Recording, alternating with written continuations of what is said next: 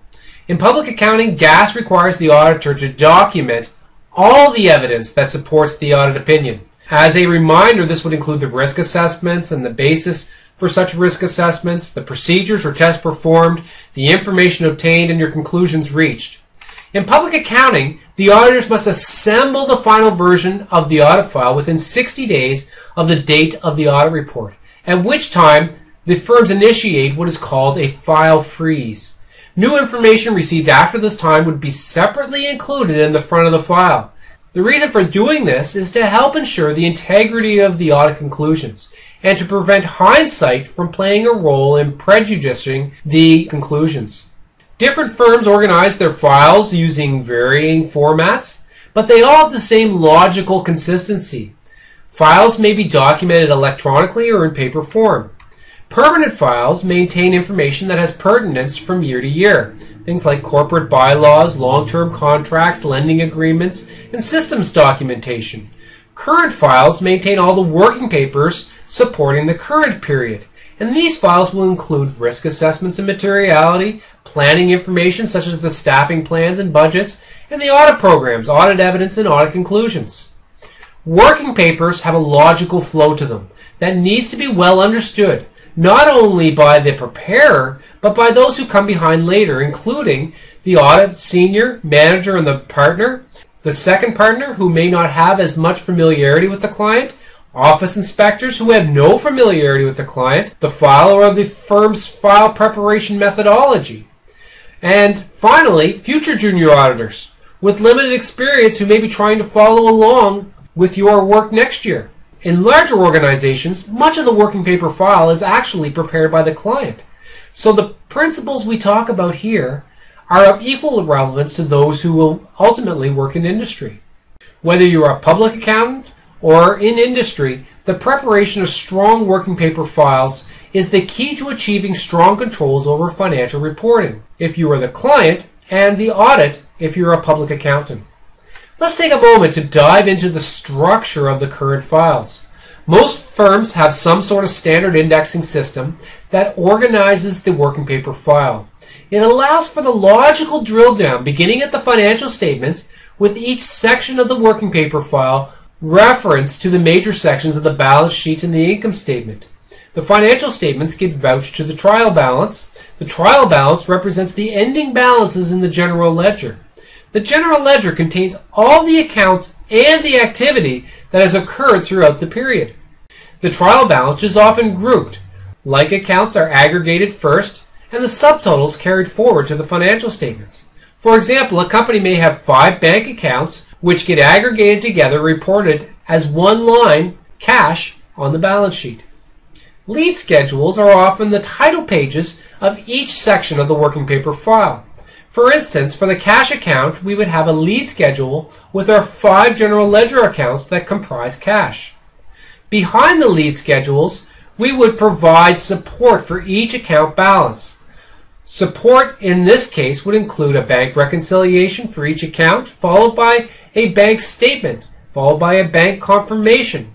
On each working paper, you will document the audit procedures performed. You may initial a checklist either manually or electronically on the audit program to signify performance of the procedure. But you will also mark up the working paper using audit tick marks. Audit tick marks are simply a shorthand notation for documenting the work performed by the auditor. Whether it's footing or adding a column of numbers or checking the extensions of an inventory costing, the auditor makes little marks to show that they've been there and done that for those who later review the file.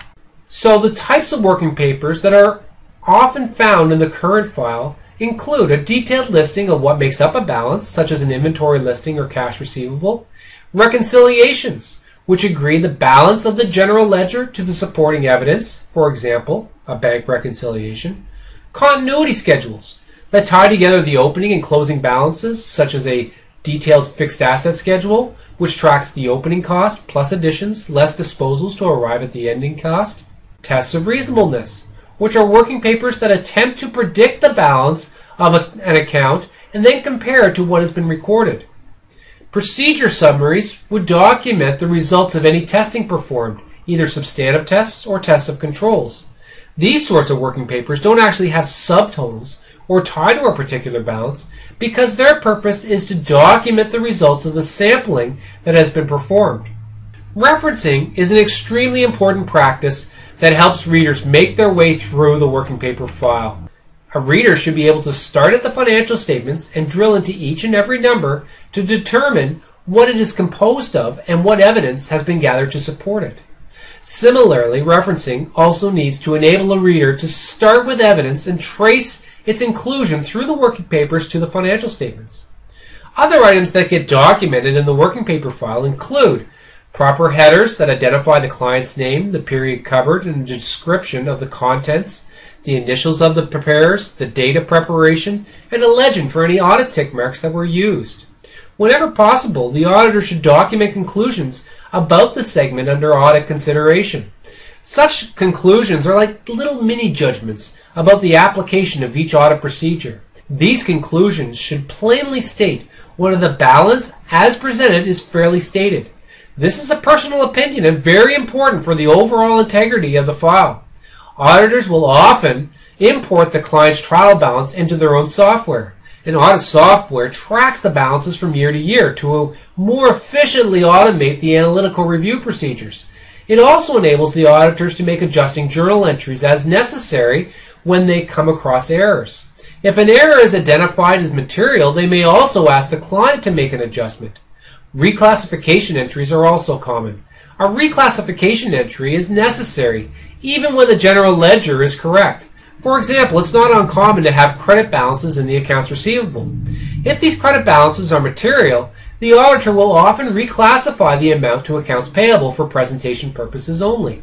Working papers are the property of the auditor, even if they are a copy of the client's prepared working papers. However, the client owns the data contained on the working papers. As such, the auditors have confidentiality obligations to protect the privacy of the information contained within these files. The working papers can only be shared with another party with the express written consent of the client.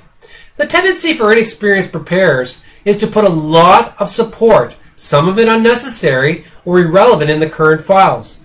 More paper or larger electronic files doesn't necessarily mean a better file.